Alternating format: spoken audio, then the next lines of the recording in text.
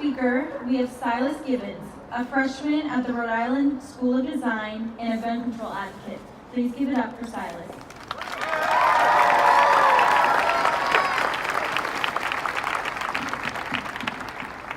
Good afternoon, everyone.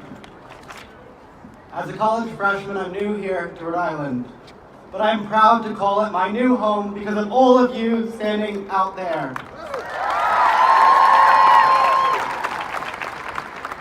Gun violence adds to the collective trauma faced by youth today. It is sadly a reality that we cannot deny, and Nina is here as witness to that within her community. And you are all here to provide witness to that fear that we feel. The fear of not knowing which school will be next is too great a burden to place on our children. Losing just one life is too high a price for what should be a peaceful education.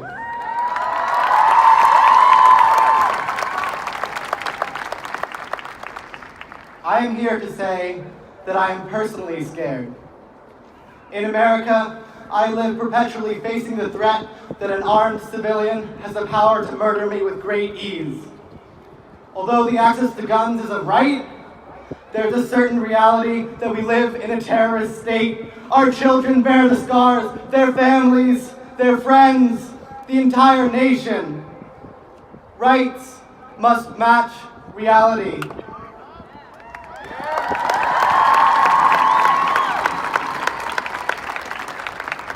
And making a few common sense regulations to protect our nation's future should be a priority.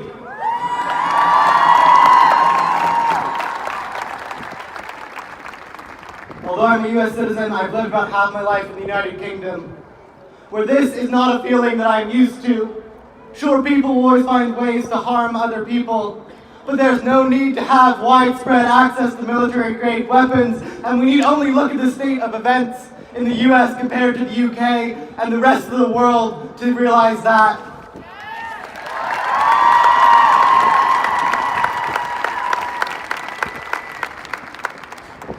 We are part of a movement of hundreds of thousands of youth across the country and across the world who are standing up to be counted and to stand in solidarity.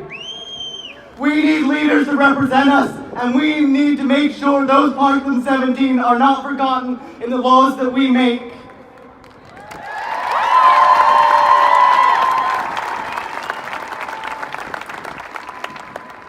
On the 1-month anniversary of the Parkland atrocity, hundreds of Risky and Brown students and high schoolers from across Rhode Island stood out to listen, adding their voices to the many.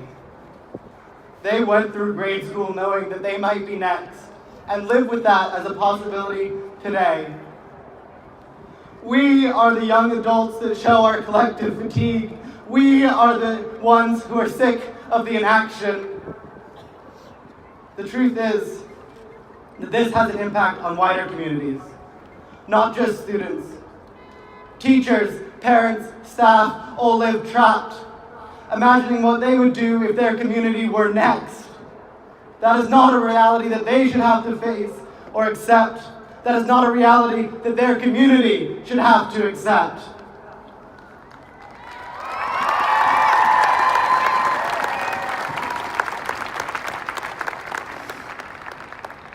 The mass shooting generation, those who have grown up with Sandy Hook in their consciousness and more, and were in elementary school and at the same age as those innocent first graders when that tragedy occurred. They're still being gunned down today. That is not a reality that we will accept any longer. Thank you.